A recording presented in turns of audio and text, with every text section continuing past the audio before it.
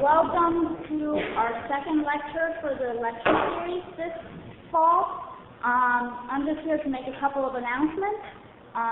First of all, don't forget that right after the lecture, we have the opening for the first exhibition in the year's exhibition series over in Annex A.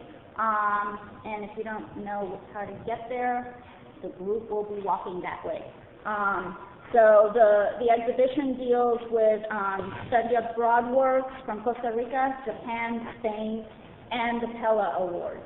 And if you haven't been over to the exhibition space, so nicely designed by Nick Grusha and Matt Hume, please come over and take a look. The next announcement is for the next lecture in our series, which is the Metropolitan Miniature as a Medium of Modernism by Andreas Hussein, who's the Willard Professor of German and Comparative Literature at Columbia University. And this is a lecture sponsored by the Urban Image Workshop, which Miriam Pelflat is the head coordinator of, and they are sponsored in turn by the Humanities Institute here at UB. So please put that on your calendars. It's October 10th. And now I would like to introduce our GSA committee, or at least the two people that are going to be introducing our speakers, Kristen Gabriel and Chris Orbois.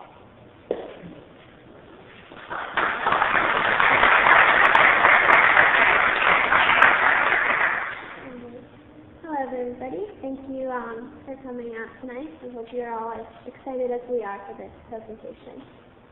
Mark and Peter Anderson have practiced architecture on many corners of the globe in one fashion or another. Starting as a design-build construction company in 1984, the pair has since shown their skills for design in sustainability, modular construction, parametric design, emergency flood control, innovative material use, and general inventive wackiness. Mark began his career in the construction industry as a carpenter during high school in Tacoma, Washington, and has worked on buildings not only in Washington but also in Massachusetts, Germany, Italy, and Japan. He gained an education in Asian studies in his home state and now holds a master's degree in architecture from the Graduate School of Design at Harvard University. In his professional career, a significant focus of Mark's work has been on new construction technology, and he has consulted corporations and government agencies in the U.S. and Asia, with his work appearing in books, journals, and television programs in the U.S., Asia, and in Europe. Mark is not a stranger to lecturing either, spending much of his time at universities as a guest collaborator and as faculty, including the University of Michigan, University of Washington, Cornell University, and University of Hawaii, and most recently at UC Berkeley. Peter Anderson holds a master's degree in architecture from the GSD at Harvard University as well. Prior to obtaining his MArch, Peter received degrees relating to international study, including the University of Washington Intensive Chinese Language Program and Pacific Lutheran University's French Language and Literature and Foreign Studies Program. For several years, Peter was a visiting faculty member at the University of Hawaii School of Architecture and Planning, where he taught and researched topics of international business and their connections to opportunities in technology and urban development. Currently, Peter is an associate professor at the California College of the Arts, and in addition to this professional teaching experience, he is a seasoned speaker and critic among universities and institutes throughout the United States and abroad.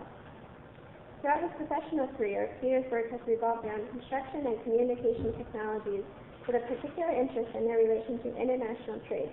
His projects have received various regional, national, and international awards and have also been published in several books, journals, and magazines throughout the United States, Europe, Asia, and Australia. Noted for their highly customized designs and innovative construction techniques, Anderson Architects has built extensively throughout the Pacific Northwest, as well as other areas across the United States and Japan, covering the design and construction of residential, commercial, and public art projects. Recently, the firm has been awarded numerous AIA medals and awards, a Wholesome Acknowledgement Prize and their work has been featured in Dwell, Architectural Record, and as part of a permanent collection at the San Francisco Museum of Modern Art. The Graduate Student Association would like to thank the Department of Architecture for their coordination and support in putting on this event. And now please join us in welcoming Mark and Peter Anderson.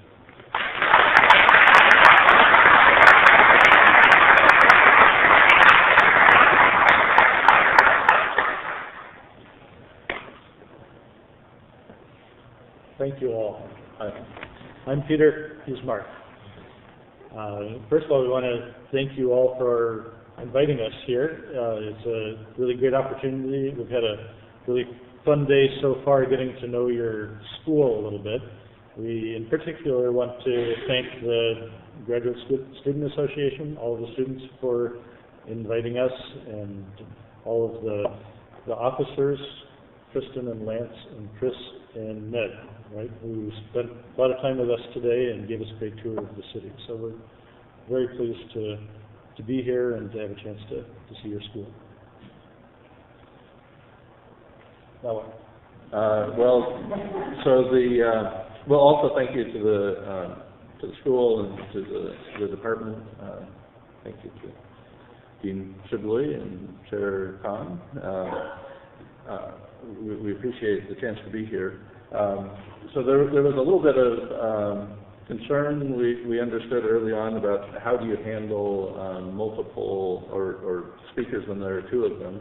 That can be a really annoying thing, and we understand that there's going to be a series of double speakers coming up, and so Jordan and Laura and Kristen were all involved in some discussion about maybe making use of the fact that there are doubles doing the lectures and making that more of a feature instead of an annoyance. So that's what sort of generated this title of Repeat and Repeat. So Repeat and Repeat, of course, is an old child's joke. I don't know how many of you have heard it, but old people like us have heard it. Probably Peter in particular, because his name is Pete.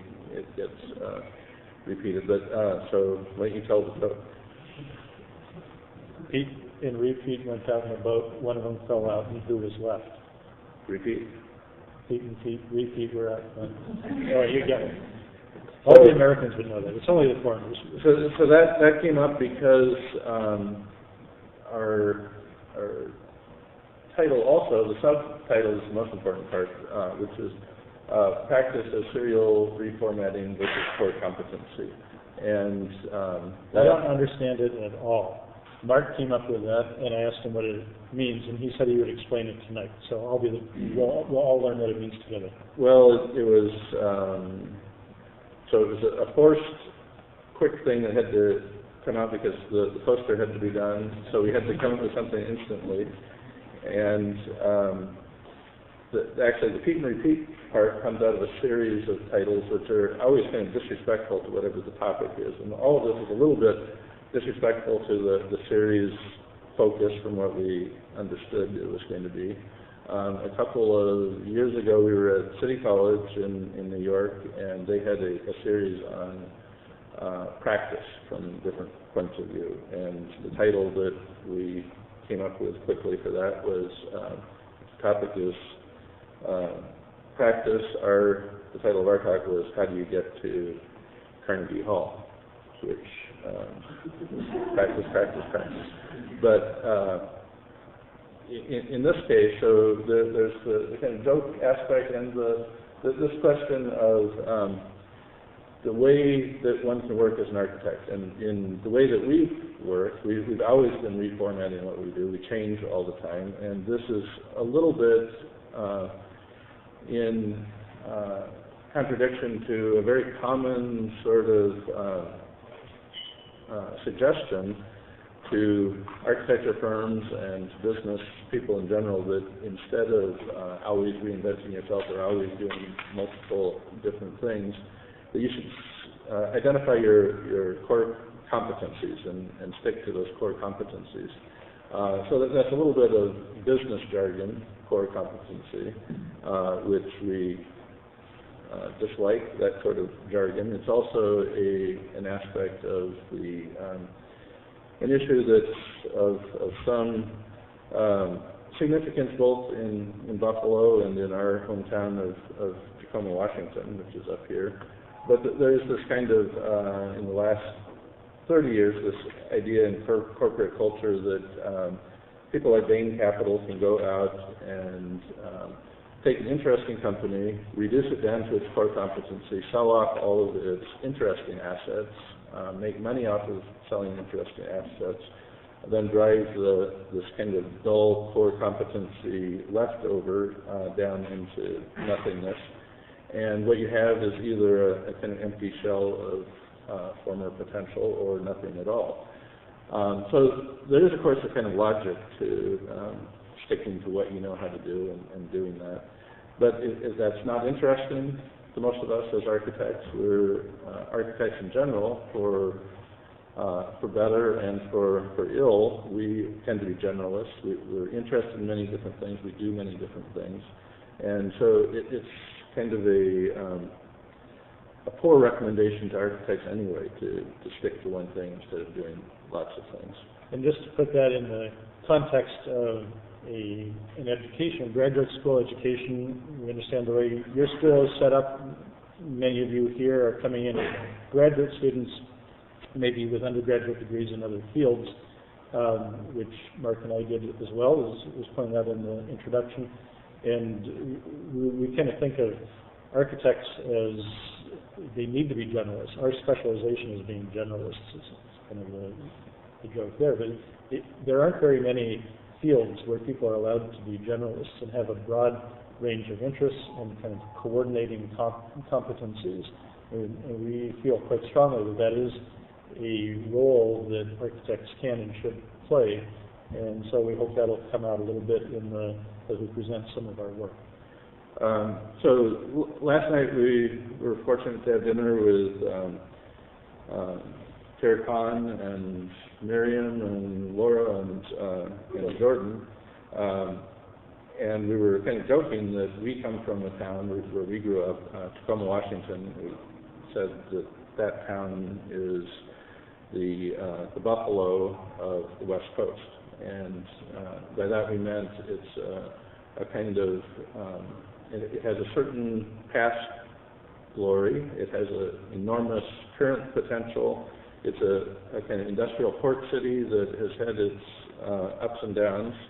And it has this kind of amazing remainder of some beautiful architecture and kind of amazing site. So you can see some of the relationship here. Tacoma is it's on Puget Sound. Mount Rainier is in the background. It's always this kind of magical presence in the city.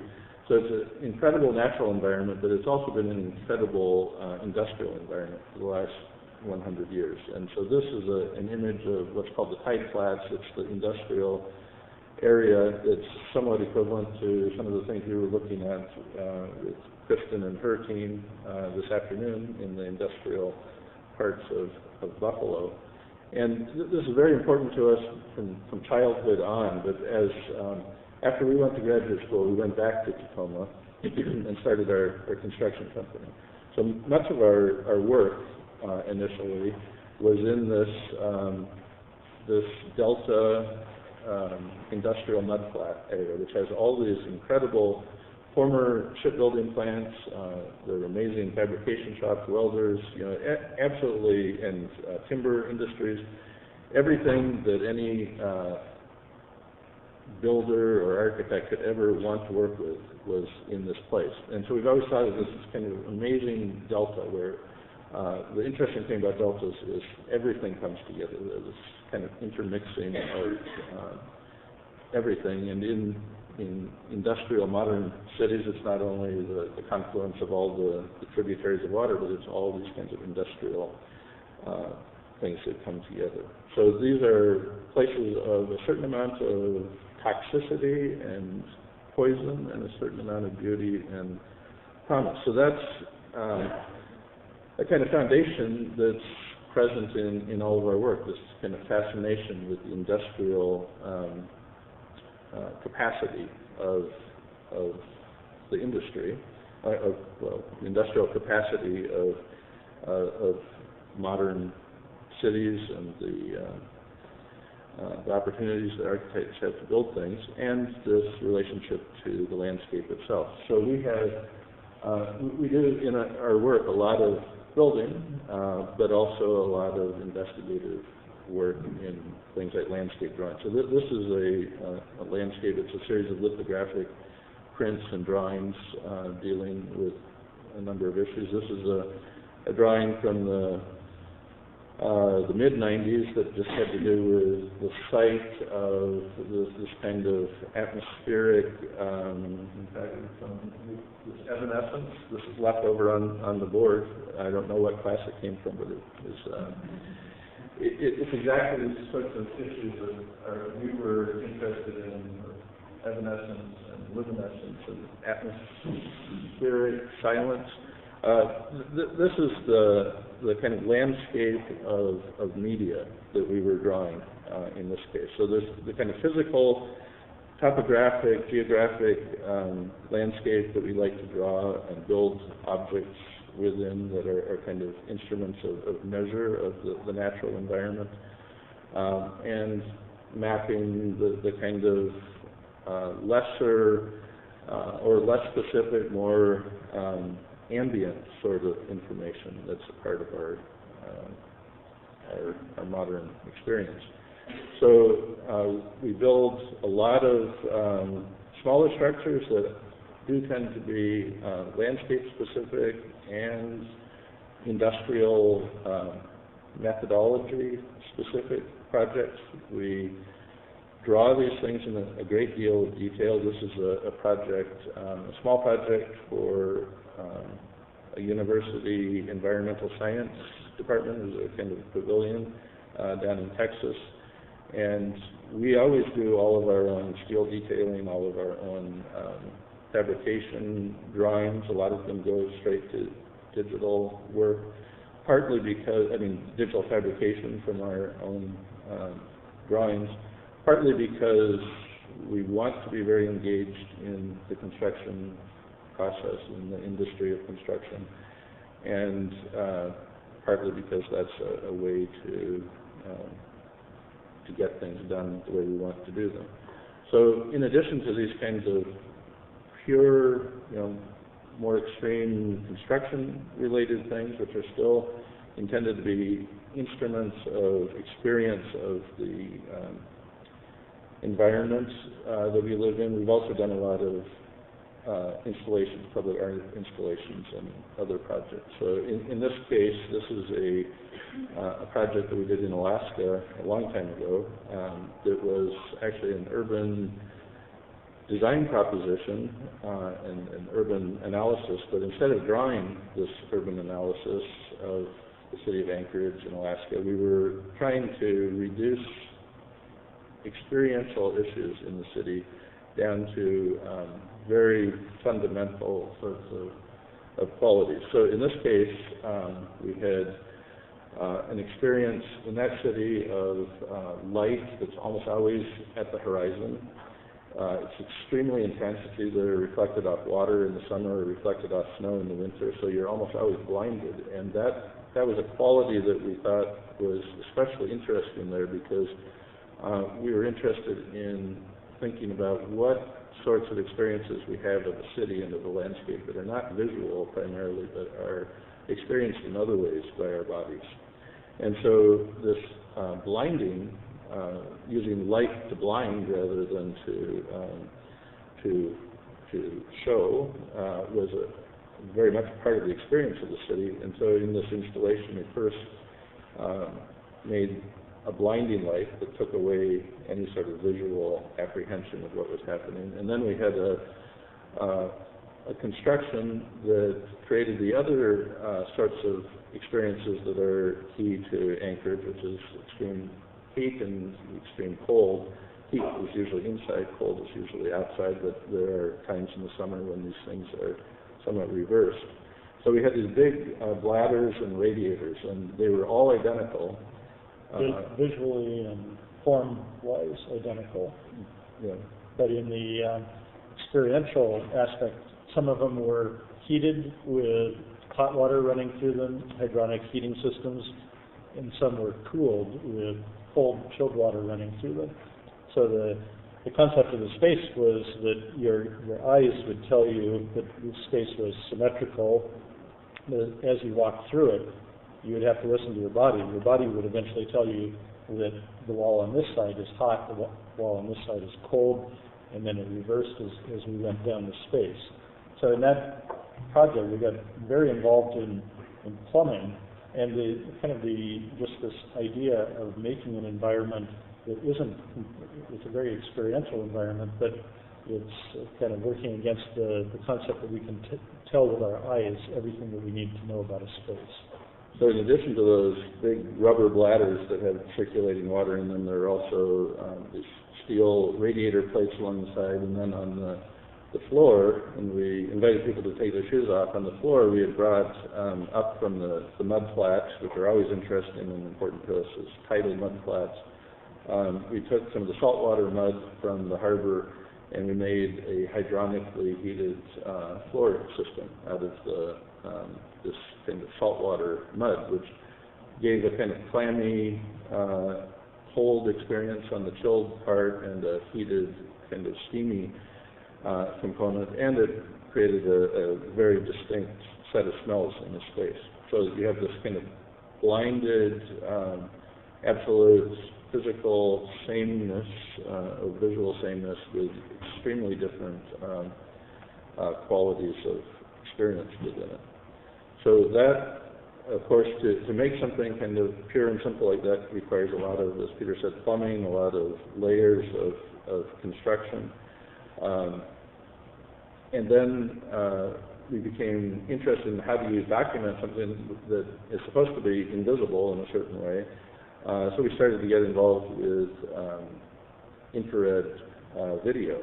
So that was something that became very interesting to us in this space, that we could take the non-visual wavelength of light and start to understand how it interacted with our experience of space. So in this case, the actual center peak is the person in the middle. I think that's Peter. And then his repeat on the side is actually essentially equivalent, but he's transmitting his spatial presence through space, and it's embedded in one of the radiators on the side. So essentially, it's a reflection. I mean, that's something you probably all learn in your energy study courses, but when you're standing next to a wall, your body is making it's affecting the wall. So you're making a kind of a shadow on the wall of body heat, but this was a really interesting way that was accidental to us, that we discovered this through this documentation of the space, that there's a heat reflection as well as a visual reflection. You didn't see this visually. And so just spatially, instead of thinking, as we usually do in modern architecture and particularly, that we are placing objects or having ourselves in empty space, we started to become very interested in this kind of dense liquid space where we're all kind of interpenetrating each other in different envelopes of heat and humidity, and this is all actually not people and chairs and objects in an empty space. It's a very, very full space. So that became an interesting, a major interest to us in a lot of our later work, of how to deal with this density of space as opposed to point, line, plane within a kind of continuum of empty space. So that's kind of a theoretical, experimental side of what we do, but we're also very, and we don't think of these things as separate, but we also are asked, fortunately, we have good opportunities to build things. There are people who are not as interested in these envelopes of heat and humidity and bright color and stuff. They want to build. So that's another aspect of what we do, and that's still very much a part of our the same sort of series of thoughts about experience and space, but in a somewhat different format. So we're going to show you a few projects out of our combined building and designing. So we've always been involved. Mark and I started working as carpenters on mostly on our own projects, sometimes on other people's projects, and then transitioning more and more to having people working with us. Eventually we started hiring carpenters that were a lot better than us, and we started learning from them and doing bigger projects. But it was kind of important. Our earliest work was very, very site-specific and very craft-oriented. We grew up in the Northwest, and wood construction is extremely important. Designing buildings that highlighted the use of wood, the direct connection to the landscape, and kind of reacting, kind of carving a building into this landscape, of heavily treed landscape of the Pacific Northwest. It was almost like excavating work out of an already full environment of a landscape. So as we started working, we got very excited from very early on with access to any kind of digital modeling of the landscape and of buildings within the landscape. And we're not ourselves the computer whizzes that everybody younger than us is, but we have from the very beginning been very excited about what the new ways of drawing and modeling space have to do with the making of architecture. So it comes back to both the digital realm of making spaces and connections of spaces into the landscape, and the very physical realm. So on a daily basis, spending time in the steel fabrication shop with people that we might work in one shop that has absolutely no digital connection or interest or capabilities, and then another opportunity maybe to work with someone who's completely digitally focused. And increasingly that has opened more and more opportunities for us. But the kind of primary place that we come from is the kind of handcrafted work of making individually designed for their site buildings. That was our earliest work, a lot of it houses, a lot of it making parts, designing them individually. But then as we started getting more involved in other opportunities beyond the kind of individual one-by-one craft-focused house, we started getting very interested in prefabrication, different systems of prefabrication. This was actually our first kind of main project of analyzing a building, which was partly done. We designed the building to require us to build it off-site because we really wanted to do a test case of something that would be built somewhere other than the site. So we made a building, it's a balloon-framed building where the walls are much higher than the width of the building, so we couldn't follow the usual practice of platform framing where you would lay out a wall on a flat surface and tilt it up and then build the second floor on top of that and tilt it up. So we kind of started from the beginning saying we're going to do something that really couldn't be using this system, easily built on site, and built this project more than about 20 years ago. The funny thing is, Dwell magazine started getting interested in their first issues in prefabricated building systems, so this was about 2000 or so, and they came to us because we'd been working with things, and they said, we want to feature something, and they fell in love with this house, and they put it on the cover of their first issue about prefab, kind of introducing their whole interest in prefab. At that point, this building was 10 years old, and they made us promise not to tell anybody it was 10 years old because they were trying to kind of promote this idea. There was a new interest in prefabricated building systems, and so we had actually started doing things with that quite a lot earlier. And from our earliest work with that, it was kind of a dirty word. You never told anybody that any part of the building was prefabricated or off-site fabricated.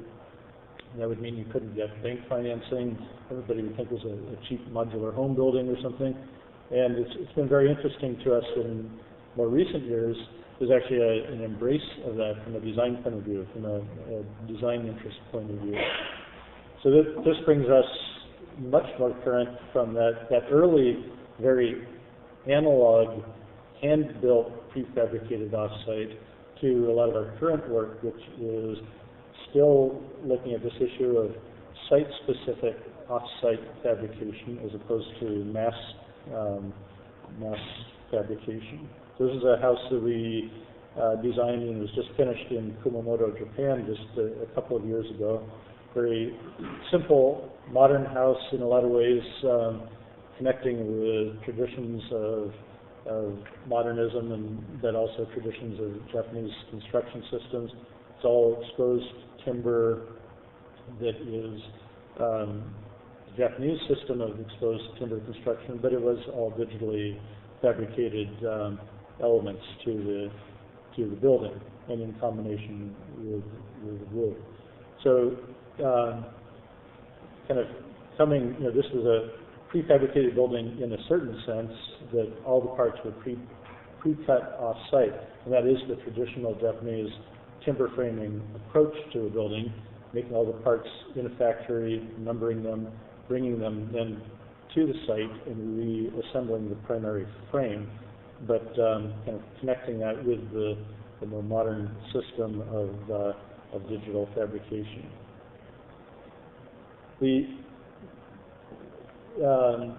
To show you just a couple of other projects, working with a very specific landscape has been very important to us from early on, and connecting that again with a off-site fabrication technique is kind of our fascination.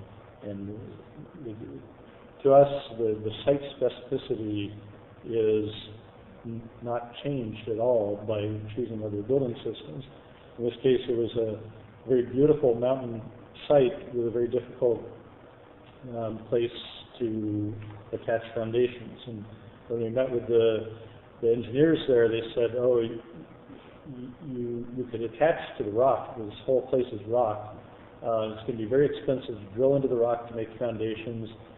And we said, "Well, what can the rock hold?" They said, "The rock is extremely strong." So we said, "Well, let's make the foundation and as small as possible and use the rock as the foundation, and then have a very tiny foundation, and then the building cantilevers out above that."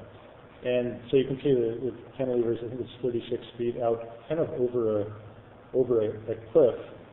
And so we worked on a system of steel moment frame combined with a sandwich panel system. So here you see the kind of primary structural systems. And our interest in this was a very difficult site to get to. So here you see the cantilevered aspect. And having a chance to kind of take advantage of the fact that it was a difficult site to access, and using foam-based sandwich panels in a way that the sandwich panel manufacturer kept telling us, we don't want you to do this, we don't want you to do this because our panels aren't meant to be cantilevered. And we kept saying, panels aren't cantilevering, the steel structural frame is cantilevering. And it was a very interesting process to kind of work through this and kind of push forward with experimenting and trying different ways of connecting these systems. So this is another example of a semi-prefabricated building. This one's in Abiquiu, New Mexico. It's on a river basin right below a cliff where George O'Keeffe's Adobe House is. And there are actually a number of beautiful Adobe buildings right in this area. But we didn't, and this is kind of a series of buildings that we've done that are in quite special locations, but where we haven't felt that it's either appropriate or quite the right thing to fit in a kind of conventional notion of what is the site-specific, site-appropriate building, but instead we wanted to build something that is an armature for a very simple background armature for experiencing the site. So it's something that's all about the site, but it doesn't look like the site. It organizes itself to take advantage of a particular experience. So in this case, it's a very interesting program. It's a couple that one is an archaeologist and the other is a concert pianist of modern music. So she does performances at her house, they also are collectors of stray animals, and so they have dogs, cats, chickens, goats. They wanted all of these different things, but it's in the desert where there are also all kinds of predators, eagles, coyotes, rattlesnakes, and things. So essentially, we have to make this kind of protective cage, both for the people, and the different animals had to be separated from each other and separated from the natural environment. So the building, and we've done a number of buildings that have gotten ruined because people put these dog runs around them with chain link and things. So we said, this time, we're going to make the whole thing out of mesh and just fold it all into one simple structure as a series of cages. So because it's in this particular climate, there were a lot of studies of natural ventilation, cooling, and daylighting, and solar shading. And you can see the piano, this piano shape. That piano had to be in a spot that would never have sunlight hitting it directly. So that was one of the aspects of the analytical design process. So it's a series of, and actually this reminds me of another thing, veils of glass and veils of chainmail in this case, that are detailed in it's kind of simple industrial processes, simple industrial materials. It goes together, a lot of it's prefabricated off-site, and it creates these kind of layers of translucency that allows you to experience the nature and the light in a variety of different ways, but it does separate the different program elements. And we think it still fits in very nicely to this river, kind of river flat in the desert arrangement.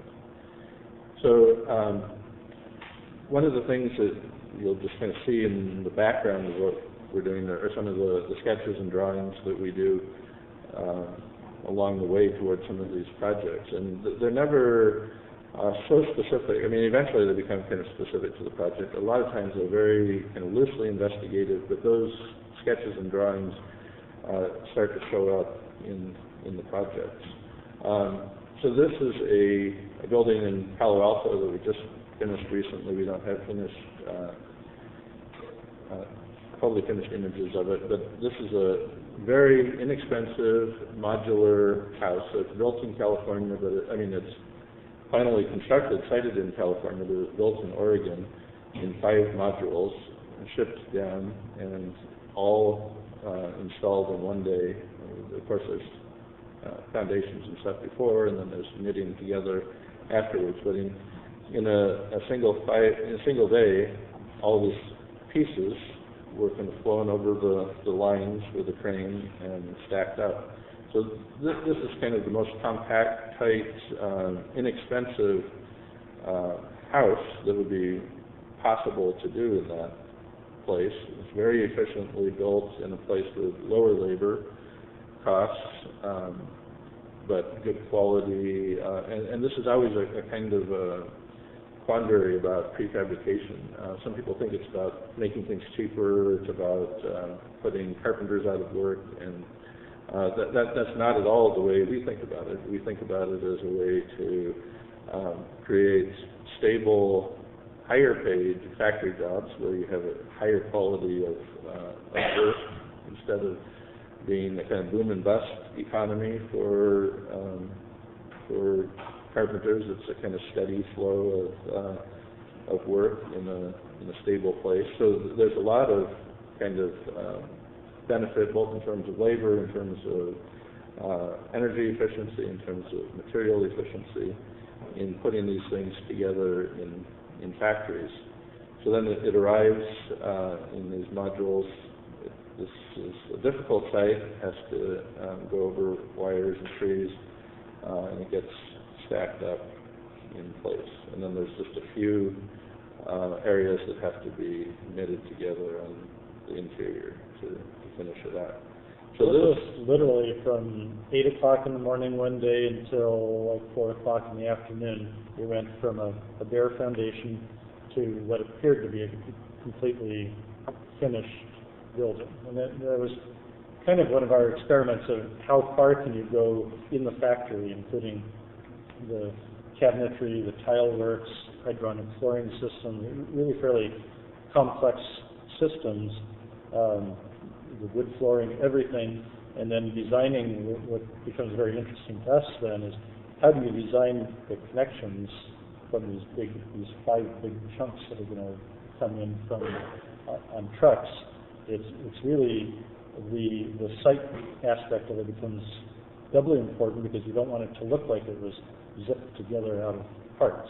So that leads to a lot of imagining how those final joints and connections can be applied. So this, we'll just show you a few examples of these kinds of projects, which are prototypes for more serial production of buildings. This is a project on Lake Michigan.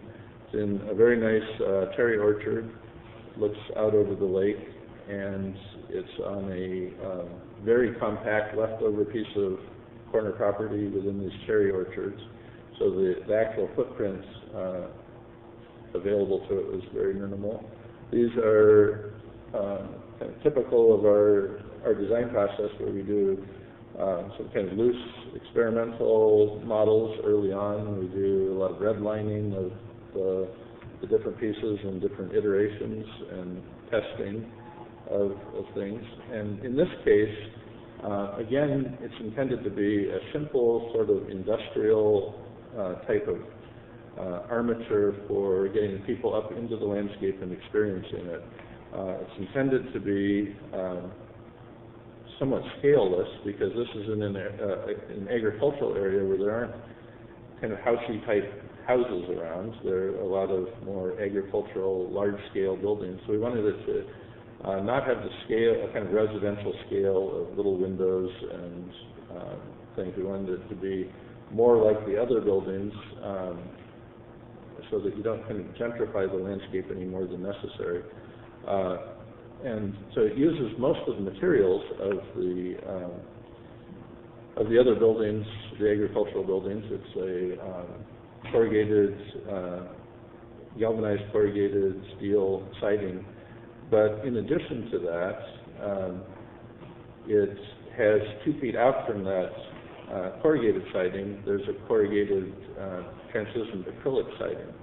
So that our intention, and we call this the Chameleon House, the intention of it is that in this kind of amazing transformation of the seasons in that site, where you go from the winter tracery of black sticks against white snow, to the early spring green, to the denser green, to the yellows and the reds. There's this continual cycle of amazing color variation. So our intent was between this kind of dully reflective galvanized corrugated skin and this translucent outer skin, we could capture that color and blend it with the sky, blend it with the pinks and the greens and the colors of the adjacent trees, and make it have a kind of a halo effect, a kind of indistinct presence in the landscape, rather than a kind of severe presence.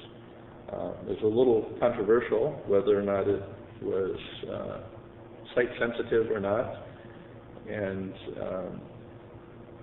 we understand now it's well liked. At the time it was being constructed, there was a blog with very kind of nasty things going on about it, and there was some concern from the neighbors. There was some concern that the kind of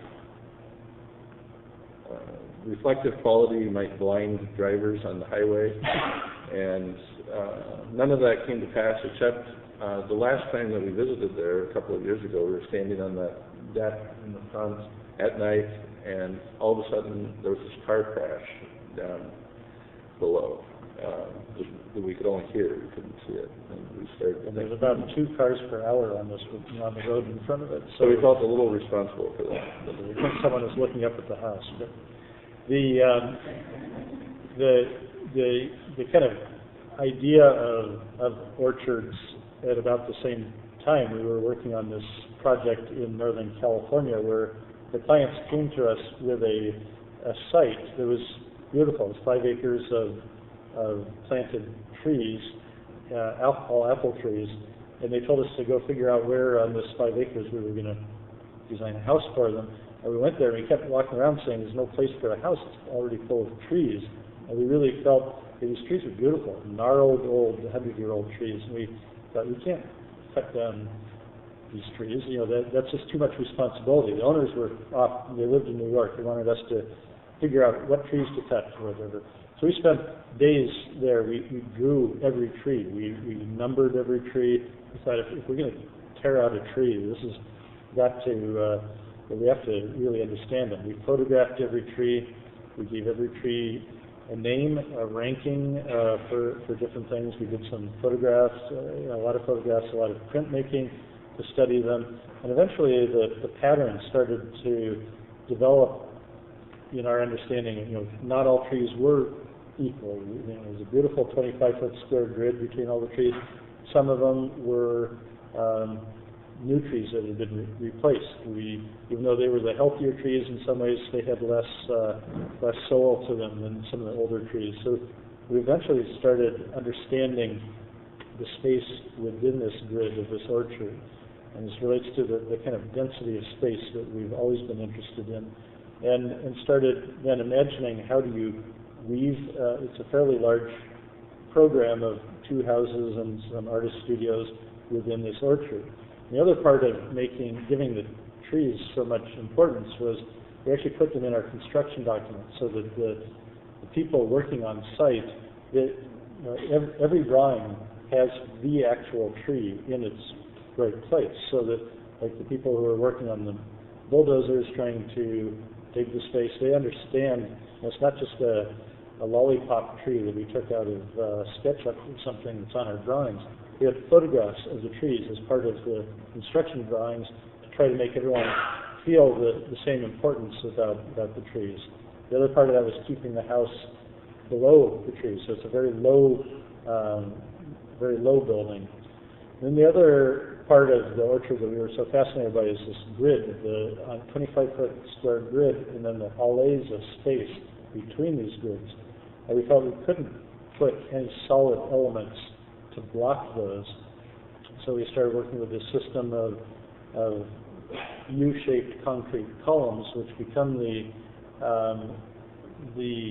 all the structure, the moment frame structure, so that then between these columns go on the tree grid. So they all locate wherever a tree would go. If there were very few we had to cut, but they replace the trees so that then the space between them are all openings of glass. So for instance, in some of these long views, you could look down a couple hundred feet through the house, and we always line up windows and doorways so that you can see in one side of the house, out the other, down these allays of glass. We're out from the kitchen table, or the kitchen, looking down the areas of trees. And then the important thing to us is something you could do maybe more in a California environment than here, but having the inside and the outside flow together, partly because one of the son in the family was in a wheelchair, and so that we wanted to make every part of the building accessible. So there actually aren't any windows. All of the openings are doors that go floor to ceiling. The ceiling extends right out, and the floor extends right out, so that because the climate is quite mild, it can go in and out at all the times of the year, just kind of flowing in and out. So now we're going to show a kind of different series, not the houses and the site-specific, but still prototype for sort of mass customization sorts of projects. But here, the other type of work that we do is a lot of research into modular type building systems that can be repetitive. And this is a good time maybe to talk just very quickly about what is happening on the sides. Is there something happening on the side? Yeah. So those aren't just a totally willful distraction. They relate in quite a few different ways to some of the issues that we're talking about. But one of the most important is this sort of, well, on the one hand, this kind of continual gathering of extraneous materials and extraneous experiences that are not specifically clarified in terms of their intents about how they are going to weave into the core competency. But it's a kind of absolute faith that experience itself and a kind of breadth of looking, watching,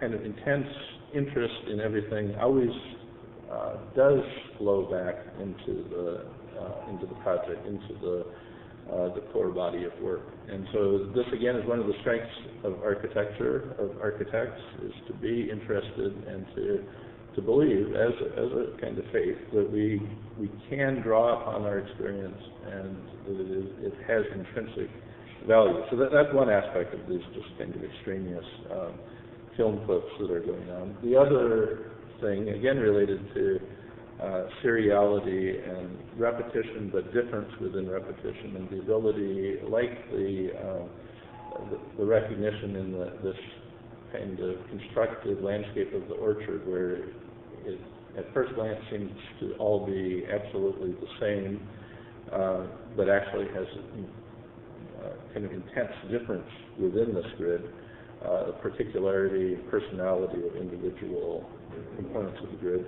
So related to that is this kind of serial interest in repetition that has personality and has difference within it. And so Andy Warhol, of course, is one of the great pioneers of kind of interest in the mundane, the serial, the repetitive, but recognizing that there's actually an intense sort of variability and personality and insight within that sort of variability. So just a couple days ago, we were in Pittsburgh, involved in a potential project with the Andy Warhol Museum, and they have in their gallery the opportunity to sit down and do one of his screen tests, which Andy Warhol is famous for his screen tests in the 60s, where he'd have somebody sit in front of a camera for 3 minutes and then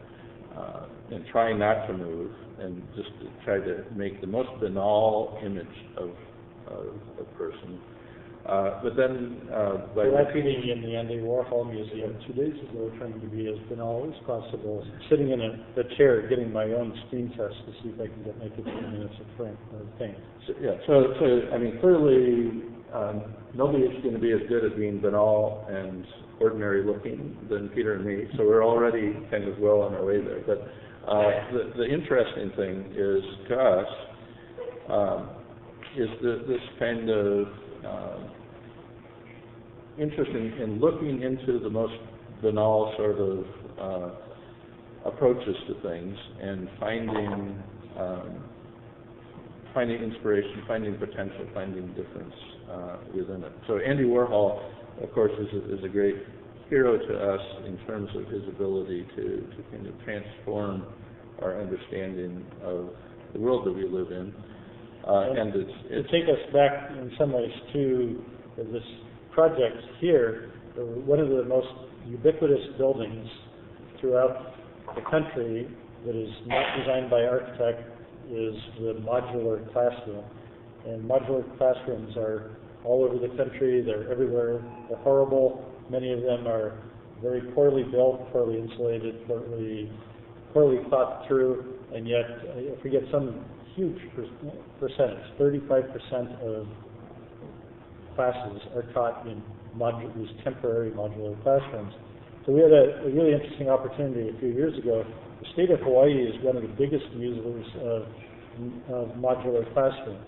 They have more than 10,000, and you think of that as a small state, but more than 10,000 single classroom modular buildings scattered through the islands. And the Department of Education for the state of Hawaii realized that they're also very energy inefficient. They're in a very mild climate, and yet they're all closed up, and they use air conditioning to create a natural, a workable environment. So they did a kind of a competitive request for proposals to develop the prototype for the next generation of modular portable classrooms. And that was very exciting to us, and we teamed up with a manufacturer and with a modular building contractor to do one of the proposals.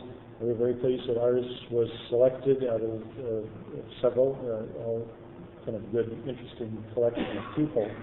So this building, which is just being finished this month in Hawaii, we went through this very complicated vetting process because they weren't just looking for one building.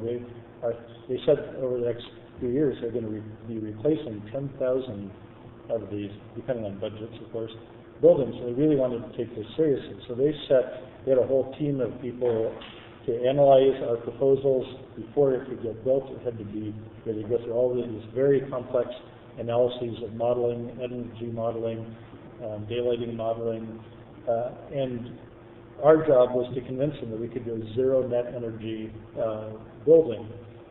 That was the requirement, to be zero net energy. The first part of this was to make our building use as little energy as possible, which meant planning for natural ventilation and making it not necessary to have air conditioning in the building, which is one of the big users of energy. The second biggest is lighting. So with the clear-story windows, getting natural daylighting to work. So first of all, we got it down to where the building used very little energy, and then with solar panels on the roof all facing south, it is projected to actually produce much more energy than it will use, about 4 times as much energy as the building would use, even with all the plug loads. So this, we're making a very energy efficient building that then produces its own energy. It's part of a whole series of zero net energy projects that we've been working on for different climates and different locations that are all based on the idea of the modular building base. So we've done different kind of coats for these different buildings, and we've done different versions for different parts of the country, different latitudes, and all with this idea that the modular building industry is not very well thought of, and maybe for really good reasons. A lot of the buildings done by the modular building industry have been very low quality. It's not universally true, but there is a huge amount of price. We're trying to do the cheapest possible buildings for construction sheds and classrooms. And so we've been involved in a number of kind of interesting projects that allowed us to challenge that idea that modular buildings have to be low quality and low quality buildings, but also low quality reaction to the environment. So one of the most interesting, so we were awarded this project in Hawaii, and that got some publicity. There are all kinds of delays on that. So in the meantime, before that even got built, we got connected with Harvard University that needed a child care center. They were really interested. Our other design had won a number of awards as an unbuilt building. Harvard needed a 2.5-year building, kind of like your surge buildings out here. They were going to be renovating another building. They had to move child care center into a space. Probably more than just about any other kind of building, child care centers have to be healthy, happy. You've got most of the children were the children of faculty at Harvard. So you've got all these people who want this. It can't be just a temporary building. It has to be really a good building, even though it was only for a 2.5-year period.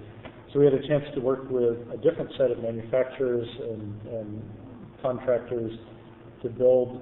We still had a very tight budget, but to build a building that would be, in this case, had to have very healthy indoor air requirement and a high quality environment for many ways, high energy savings.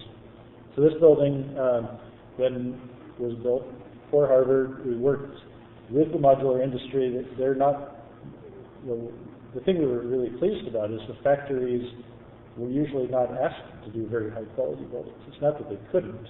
And in working with them, rather than doing kind of traditional working drawings, we did very detailed, we work all in Revit in our office. We model every piece down to the finest details. So we did a lot of these drawings to connect with the factory and to talk to them about sequence of assembly and exactly how to put it together. So it was, first of all, we learned a lot from the modular building industry. They were building in a very different way, but we were able to work with them in a very cooperative way to do FSC certified wood and very high insulating value products. They were excited to do that as well. So that kind of started a whole series of things, and this building won a number of design awards that people were saying we never thought that a modular building would be entered into, entered into design award programs because they generally are the kind of lowest common denominator out of things. But we really wanted to show you don't have to have a really high budget to be able, if you work with kind of within the existing industry, but also work with tweaking it a little bit to kind of set higher standards. Do you want to explain the apple? The apple is just a kind of minor piece, but because it's such a kind of ordinary building for the most part, we thought it should have one thing at least that signifies that it's a school building for kids. And so we did this in San Francisco and sent it out. This is basically a wrapper for one of the structural columns, so that instead of looking like the roof is held up by another steel column, it looks like it's held up by an apple. And so this is a CAD-CAM fabricated thing. It's made out of foam and fiberglass and epoxy paint. It's an apple like the apple that supposedly kids used to bring to the teacher. It also has a birdhouse in it. It has a kind of a wormhole in it. So it has a few little things in it to make it a kind of special part of the experience for the kids going in and out of school. So it took a lot of kind of fabrication drawing and planning. These are some of the interior mural types of things that came out of our sketchbooks and then translated into wall paint. And these are some of the views of it. So it's a very inexpensive thing. There are also, we had to use very standard windows, very standard ways of doing things, but we added a few things like these windows that are at a level where the kids could look out of the building. So now just really quickly, we're going to, and I know we're kind of over time, we've tried to layer on a few many things, but we wanted to quickly show a few things that we do with students. And this kind of background of being interested not only in the idea and the things we do with our minds, but really being insistent that the things that we do with our hands is an essential part of the process is important to us. And just as a quick entry into this, we had the experience of getting to see this beehive that your students built here, which is a pretty amazing object in itself. We took a few liberties with this photosynth view of it this afternoon, but this, and I hope you're not offended by this view. It's actually this kind of simple, pure form, but we were trying to show a couple of sides of it at once. And we were interested later in the afternoon when we were talking to Dean Shibley. He has a nice model of this on his desk. It's clearly an important part of the ethos of this school in so many ways, this kind of hands-on building. And that's an interest that we share in our own work and with our own students. So I'm just going to go very quickly through a few things that we've done. This is a project trying to use only non-recyclable plastics, building so the things that can't be recycled, figuring out ways to reuse them. So different kinds of construction products, interlocking wall panels and systems. This was a building that we did with a small building at UC Berkeley. The students at that time, because of parametric program interests and things, they wanted to make a building, or they were always talking about making buildings that could shrink and grow depending on how many people were in it. And so Peter and I thought, well, if you're going to talk about those things, you better figure out how to make them. So the students had to design a building that would actually get bigger when more people were in it, and would get smaller when fewer people would get in it. So it's a kind of complex challenge. It's a building that can go down to 2 feet in diameter, it can go up to 16 feet in diameter, and it has this kind of complicated scissor mechanism with a bridge, so that when people go up that bridge, the more weight that's on the bridge, the more it forces the system down, and that swells these ribs and expands the building. So it can either be small for a small group of people, or it can get, as more people come into it, it expands. So that's, I'll just go through. This is something at Tulane, but it's also important. It was important. It was important. It made the faculty really mad at us because we hung things over their windows for a few months. So we've learned not to do that. Well, not just something that was scum water, but that's it was something that was supposed to absorb CO2 in the air. These are a few projects we've done with the students. This was at Mount Whitney. It was a project for the National Forest Service, trailhead structure. Students built at the school and then brought up there. This was a project that was designed at about the time of the Sri Lanka tsunami, or the Indian Ocean tsunami, and the earthquake at Kashmir all happened about the same time. Students were interested in making some disaster relief structures.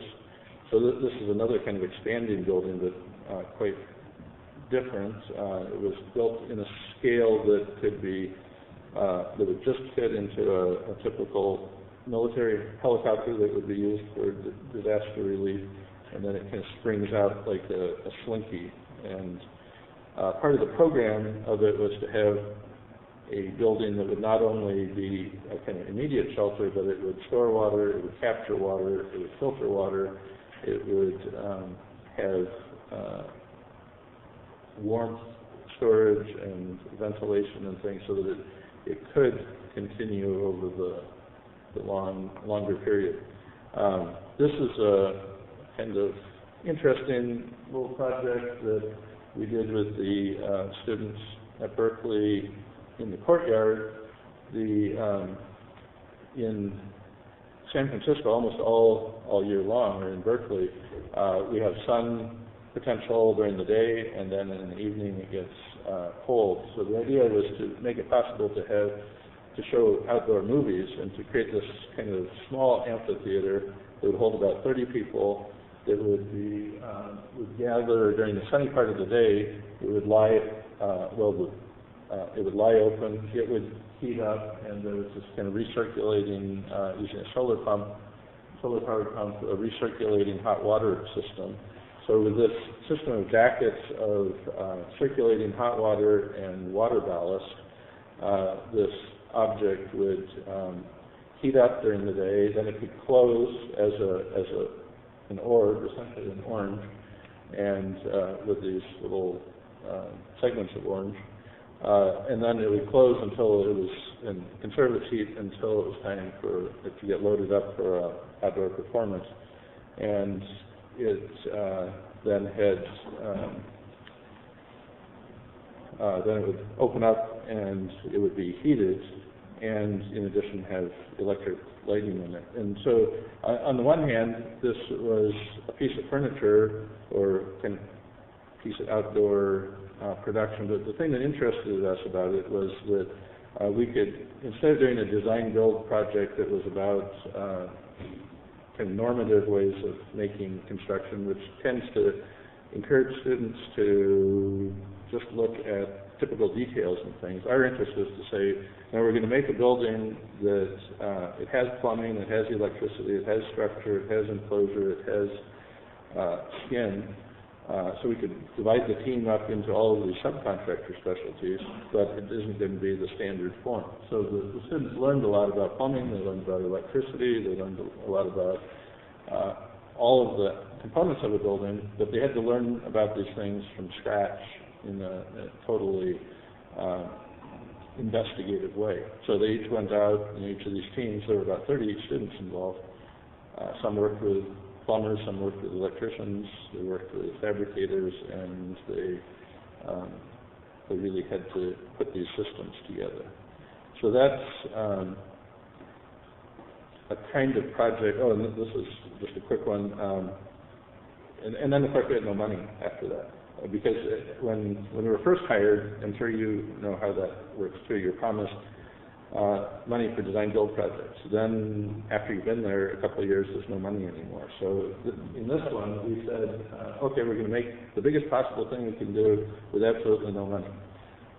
So it's a water filtration system that was, we thought this would be a great way to filter water in third world areas, places where water is a real problem, access to water, and we would make it out of the most ubiquitous material that you could find anywhere in the world. So that we would design this thing as a prototype, put it on the web, and anybody could build it anywhere. So it's a structure of, it's all made out of plastic water bottles. So it takes this kind of extremely wasteful water transportation method of the water bottle, and it turns it into a water catchment and filtration system. So the structure is also the plumbing tubes that are packed with filtration material, and water can either fall into it or it can be thrown up from rivers into the top, and it filters over time and creates a kind of celebratory source of water in a place. We call it the enormous plastic rainflower.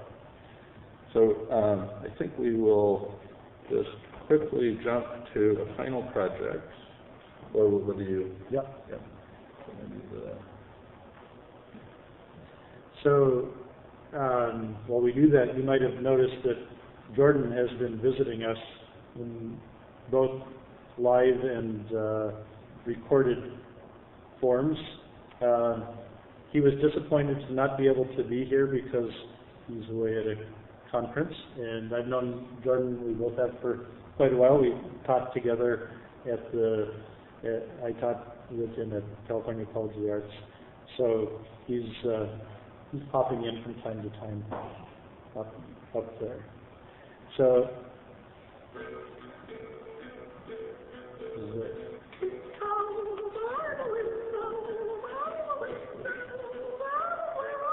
we're going to introduce this. This is our final project, the Lips Tower, which was mentioned in the introduction, and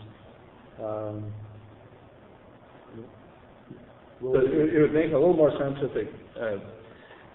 we saw some of the earlier pieces, but one of the things that we have worked on quite a bit is super absorbent polymer that is able to expand to 2,000 times its weight and volume when it gets wet. So it's a material that's usually used in oil spill cleanup, and most commonly in baby diaper, disposable baby diaper, baby diapers. It's a very powerful but inexpensive material. And we first proposed it for a project in New Orleans as a contemporary levee system, but then that transformed into a number of other proposed uses. So in this proposal, it's a water tower, basically, for San Francisco, and it has, it's all powered by the superabsorbent polymer. So it's an active building facade, it's an active building system, but it doesn't move based on motors or normal hydraulics. It moves on this kind of superabsorbent expansion and contraction based on water absorption in the material. So the idea of this thing is to have a water tower that is a water catchment system and a water and an energy catchment system. So it's intended to be a local source for energy and water production rather than bringing water in. So in San Francisco, we have a very interesting history of water. First of all, very controversially, in the 1890s, a dam was made up in the Sierras. The Hetch Hetchy Reservoir was created. It flooded one of the most beautiful valleys in Yosemite National Park. And that is the source of drinking water to this day in San Francisco. And it's been a huge concern ever since about the destructive history of this system.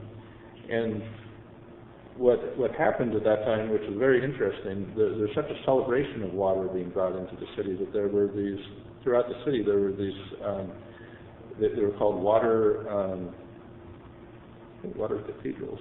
So, but these little celebratory structures, which were the water pumping stations. So there's this history of a kind of celebration of the point where the water comes. So first of all, we thought instead of this kind of destructive bringing water from afar and bringing energy from afar, we'd build a system that collects the water and filters the water locally and that collects the energy locally.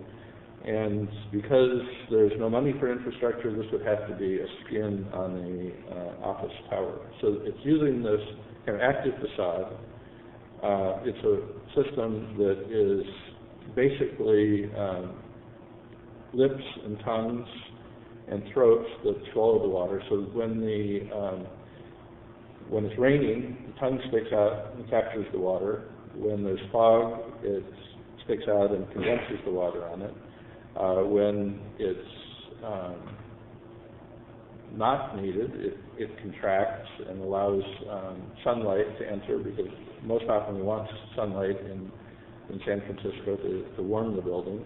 But when shade is needed, it sticks back out to shade the building, so it's a self-shading mechanism, and it has photovoltaic fabric on the top of the system. So it's all using the same kind of fabric and superabsorbent technology, so creating valves that rely on letting water in or out of the system to power the mechanism.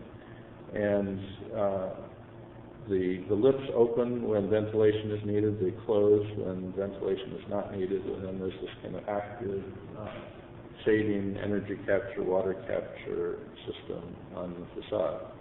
So it's developed in a lot of detail, which is also, it's a big part of our interest is to take something that is maybe questionable on its surface, but going into it. Questionable taste? Well, possibly questionable taste, questionable in all kinds of ways, but really then exploring it to the nth degree, making model after model iteration of drawings, and continuing to develop every detail, and to take something that could be just a one-off, casual idea, but to say, no, this is possible, and it could be quite an amazing structure, a structure that is inherently provocative. It's a kind of celebration of water, a celebration of energy, a celebration of place. It's always different every time of the day. It's a celebration of the weather, And it is this kind of totally unexpected but supremely practical, we think, presence in the city. So it has a certain level of absurdity, a certain level of humor, but also a kind of practicality. And ultimately, that's what we think. Everything that we make is, at its most ambitious, it should be full of life, it should be full of energy, it should be full of an insistence on multiple levels of productivity and functionality, one of which is the pursuit of happiness and life and kind of urban vitality. So that's this kind of swallowing of the presence around us of the kind of natural environment, taking it into a kind of reflowering of potential in the city is what we're interested in. So that concludes our run through things, and we'll be happy to talk and questions or anything else.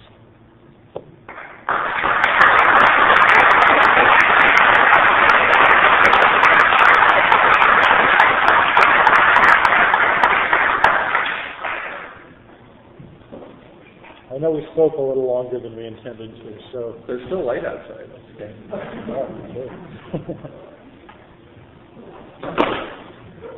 Was everything clear? Anybody have questions? Yeah, it's really great stuff, and the question wants to know more. How are you got something that's prosaic, how are the fees expected to allow them to not just in this one, which is other stuff. Some of the earlier things, there's a tremendous interest in craft and when you go and all man and dragonfly and loving every aspect of it. It seems like it translates into not only a lot of genius, which children have, but design too. Yeah, I mean that's always a struggle for every architect. What? No, neither before we started and even less so. Certainly not now. So, yeah, and that's part of our interest in prototypes for mass production. There is this architecture is very problematic for its inability to find a way to make sense of itself economically, and that gets worse and worse all the time. So our, on the one hand, we have a kind of more artistic interest, and at the same time we have an ambition to say we really need, as a profession, we have to figure out a way to make sense of our presence in the economy. So we have worked on a lot of these kind of modular projects. We do a lot of design build projects, and for us, we've never made a lot of money at it, but there's always projects going on that we're working on incidentally, where we think, oh, this one could be the one where we actually are making some money, big money of modular buildings or something like that, and those always fall through, but we're eternal optimists, serial optimists. But just as a profession, not just in our own offices, we have to believe and keep fighting for some entry point into another way to make money to do this. So the way we, to answer the question more directly, how do we do it? We both live on boats. In San Francisco, that's the only way we can have what we think of as kind of a magical quality of life with 360 degrees sun and view and things, which we could never do if we lived on the land. We have to live. It's cheap. Yeah, it's cheap. So we want to live well, but we want to do it in a cheap way. So we keep our lives fairly cheap. We do teach. So before we taught, we had to make all of our money out of what we were doing. Now sometimes we can support people a little bit in our office when we have to, off of our credit cards, and so there isn't any easy way. We just have to always be hustling to do it. But there is this intention that maybe we can do a modular system. Maybe this Hawaii project is the one where they actually order 10,000, and maybe this time they don't screw us out of it through the manufacturers. But I think there is a potential. If all architects really started to work on getting involved in industry and not just being the designer on the side, but being the contractor, getting involved in these ideas of integrated project delivery, being at risk in the system, because we're at risk all the time anyway. And there's a false understanding about architects as they're terrible business people. And in reality, we are excellent business people because we're able to survive out of absolute illogical business proposition. So to work on that kind of margin, we're excellent business people. But we just have to find a way to apply that a little differently. And I think that is a really important thing about the way we've run our practice. And Mark and I have worked together since, we started working together as carpenters when they were in high school, and we really had our business all the way through. And our business has always been a tool for us to do things that we wanted to do. But there are people who feel you either have to be a kind of commercial architect who abandons the more creative side of the profession, or you have to be the creative architect who does not engage in the making of the buildings that we actually live in. And we don't believe that has to be true. And I think the thing that for people getting out of school, you have the opportunity to make your own way as architects, and there are a lot more opportunities for you to use your career, your education as architects than the kind of standard models. So it would definitely, we kind of think we're unemployable by other people. Nobody would have us, but at the same time we've kind of made things work, and I believe there are opportunities for anyone who wants to kind of hang on and make opportunities for themselves. Opportunities don't drop into your lap as architects. You really have to work to get them. But we are always optimistic. The worst economy times, I always think there's some way to make a creative opportunity that also makes an income. So that was a long-winded answer. Kind of gets to the core of the problem of architecture. And particularly, I think people getting out of school now, people who are in architecture school now, you have a right to be concerned about, well, what am I going to do with my education, my career? It's a difficult time in the architectural profession. But at the same time, I think it's a very optimistic and exciting time because there are skills that people are getting in school now that, particularly with the use of software and computers and the engagement in digital fabrication, I think the kind of current generation of architects are going to be set up better than any that's seen before them in terms of having that ability to take multiple paths. I mean, you might go into direct connection to digital fabrication and making things, and that's an interest in a lot of different areas of the construction industry. And I think there are probably more models for what you do with your education now than there were 10 years ago. So I would just encourage everyone to think broadly and don't feel you have to follow the narrower patterns of what you do as an architect when you get out of school, because there are any number of interesting new opportunities that you're better prepared to take on than people maybe 10 years or more older than you. At first, I really enjoyed the talk. At first, you really enjoyed the talk? No, sorry. Oh, first you did, okay. Sorry, I really enjoyed the talk. I think one thing that perhaps the talk outlines is that what personality is going to happen with running practice, especially one that tries to outline a section which swerves between the practical and the playful. Okay. It seems like it's less a question more an observation that the work that tries to blend the theory is perhaps where you're trying to push the practice. It still seems somewhat off, I guess, like for example, once the modular combines with the applicants, what are your thoughts on how to compose those? Yeah, I think that's a good observation, and probably for all architects, and some manage to get there.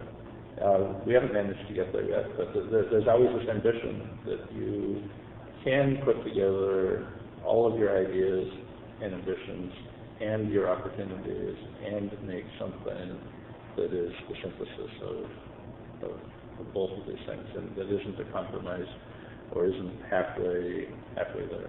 And that's the only potential way for that to happen is to keep trying with keeping both balls in there and trying to get there. And so as a profession too, it's, any one person or set of people may not get there, but as a profession, if we're all trying to keep these ambitions, the functional and the three balls, right? It's commodity, firmness, commodity, and delight. I mean, those are the three things that we're trying to achieve, and most often we only get one of those. Sometimes maybe two, but the goal is to bring them all together. And you have to always believe, even when it's hard to do and when you're not there yet. And the other aspect of that is, our goal, our ambition as architects, everyone's got their goals moving forward. We would like to be able to work on larger buildings, and we would get larger commissions than we have, do more public work. Houses are, in some ways, not very interesting. They're interesting, but the thing that frustrates us about working on houses is you're putting a lot of effort into something that a small number of people, one family maybe, gets to interact with. On one hand, we would like to feel the amount of effort we put into something. It would be great to work on schools or public buildings where you're affecting the lives of more people. So in the last few years, we've gotten a chance to work on some school projects. And to me, even though that 1,000 square foot school in Hawaii, or the just a 7,000 square foot building we did for Harvard Child Care Center, even though they're limited, they're not big buildings, but I'm so much more excited about something that hundreds of children are going to be in and interacting with at a really important creative time in their lives. To me, that's much more interesting than a very high budget custom home. And so where we would like our practice and our profession, our personal careers to go, is to be able to work on larger and larger buildings that do interact with the public, but we'd also like to be able to do that kind of on our terms and be able to bring along the interests that we have, the kind of combination of playfulness and practicality that we think is part of our work. And the other part is the old joke that anyone can achieve their goals, you just have to set them low enough. In a certain sense, they're trying to achieve things. Working on smaller scale projects puts you more in control. And I'm not at all embarrassed about doing small projects, because sometimes even on a very small project, you're able to control more. You can stay up all night, you can make no money on it, you can put money out of your pocket on a small project to improve it in some way. And that's been important to us. We built a doghouse once. We started our business building decks and repairing rotted wood on things. But sometimes on these very small projects, we were able to do things that I'm very proud of, and because it was a small enough project that we could and put in the extra effort or something. So I would say, some people get out of school and immediately get an opportunity to work on a big project, which is great. That was never us, but I do believe that you can do smaller projects, even if it's a piece of furniture, things you might not have a client for. Maybe you get out of school and you go to work for a firm where you don't get to do much design work yourself, but you can be working on making furniture, buy some tools on your own. You can make something. There's always something that you can design and make that's within your budget of time or money, and that's one of the beauties of architecture and design. We can work at things at many different scales, and there's always a scale that you have control over. Thank you for a delightful presentation. I've been watching you dance back and forth, wondering whether you, in your collaboration, have specialization. And both as even and shared as you present yourselves to do you kind of rely on one or the other, or you do certain things? How do you work together? That's an interesting question, and there's two answers to it. One is our kind of adamant stance that we design everything together, and that it's a creative combination. We don't specialize. And then there's the true answer that there still is, of course, some specialization.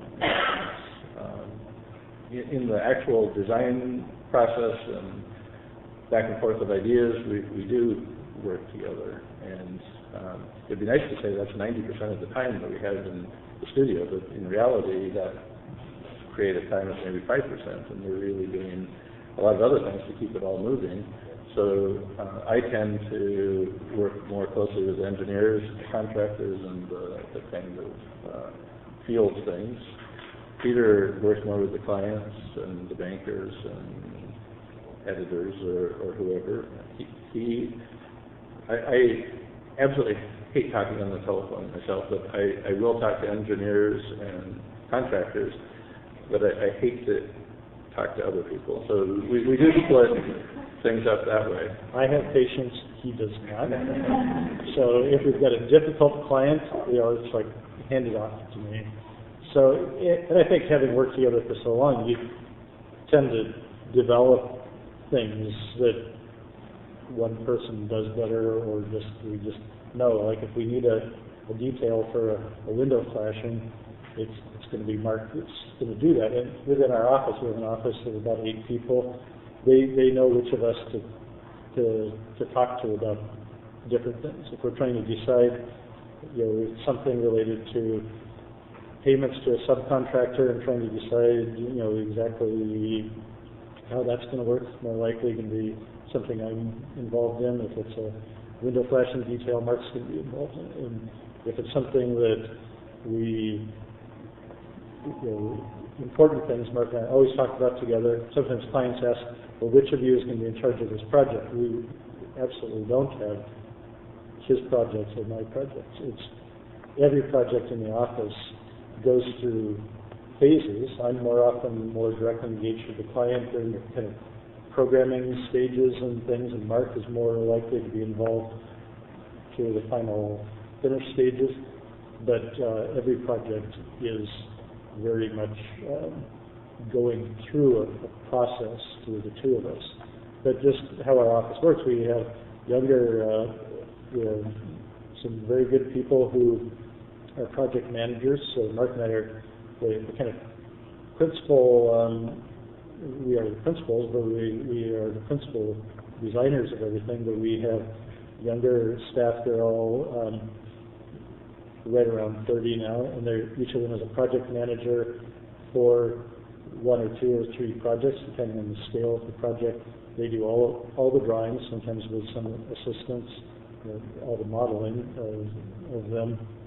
And we're able to be here right now because they're doing a very good job of keeping up to date on things and directly work with clients as well. So it's very much a team effort, and whenever we do a lecture, the focus is always on the people who are the founders of the firm or something, but it really is very much a team collaborative effort, and it's a very important part of doing any creative work of any size, is there's a lot of people who are part of the team.